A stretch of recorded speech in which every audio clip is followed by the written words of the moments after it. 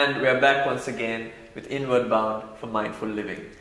Mr. Suraj, so I think we've very clearly established that context of which is attachment and then letting go. And I think the example you brought about the monkey, I think that's very, very appropriate as well. I mean, we tend to want to get stuck with things, and because of that, I think we ourselves fall into that trap, right? So in terms of mindfulness, now that we've identified that, how does it segue and how does it fit into the teachings?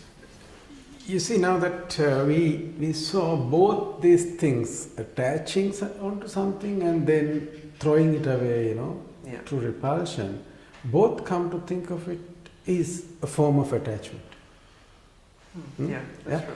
Because you cannot do either of that without hanging on to it, isn't it? Yeah. Now, when you speak of letting go from a mindfulness sense, is that it's something in between. Okay. You let go of that holding. Right, yeah. You let go of that repulsion. So you let go of the thought itself, is it? Exactly. Right. Because let's look at it. Where do we really hold these things?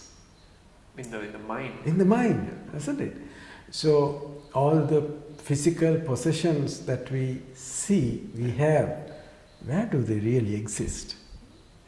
Okay, from externally you can touch and feel, but it really, when you come to think of it, it's in your head. I heard once a very interesting story of a little child, and in the class they were talking about big things.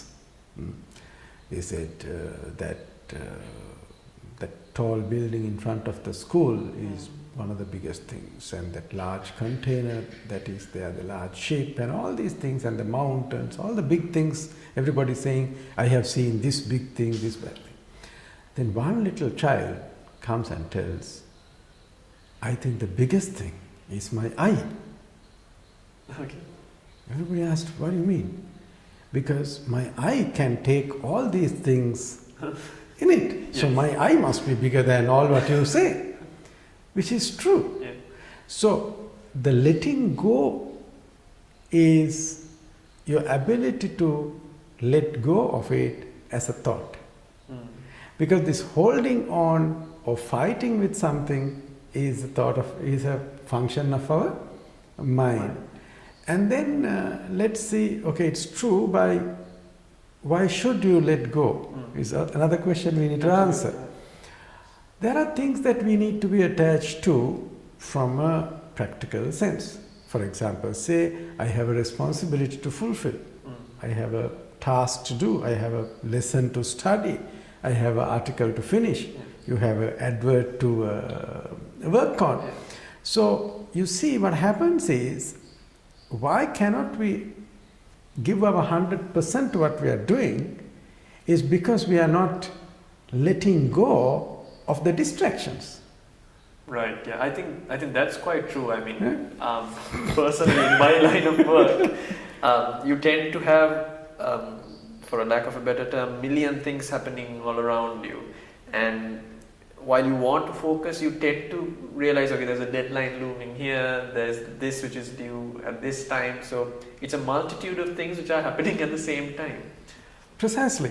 So therefore, from an effective functioning point of view, if you are a student, you want to study. Okay? So how many lessons can you learn at a time? However bright you are, I think you are going to listen one lesson at a time. So to focus your attention to that one lesson, we need to learn to let go of all the other attractions or even important things that may be. Then in a professional sense, you gave a very good example, right? When you are thinking of finishing something and then so many other thoughts come to your mind and say, I have to finish this, I have to finish that, I have to do this. Then what happens is you lose your focus. Now, to get focus, you need to let go of the others for the time being. Then take from a relationship point of view, right? if you do not give this 100% to the relationship at this moment, that is because we haven't learned to let go of these other distractions, Correct. which is interfering with this moment. And I think even in terms of relationship or even in terms of workload, it tends to add up, doesn't it, Mr. Suraj? Yes. Like one at a time, you think, okay, it's just something small here, something small there. It's like that luggage example you brought. Exactly. It just keeps adding up. And Yes. then later on, it'll come like an avalanche. And you'll think, my God, how did this happen? Now, you see, this is the beginning of building up tension. Yes. Because we feel, my God, now how can I carry this bag? Yeah. That carrying that bag is not an easy thing to do. Correct. Because it is overweight. We go through the same experience. You put all these things into the bag. Now we normally pack just before we leave home. No? So then now everything is in the bag. Now how does your mind work?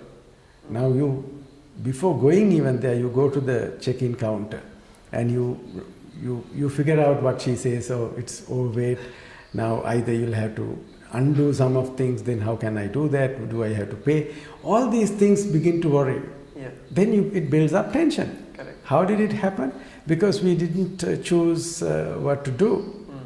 It is exactly the same thing that happens in our life.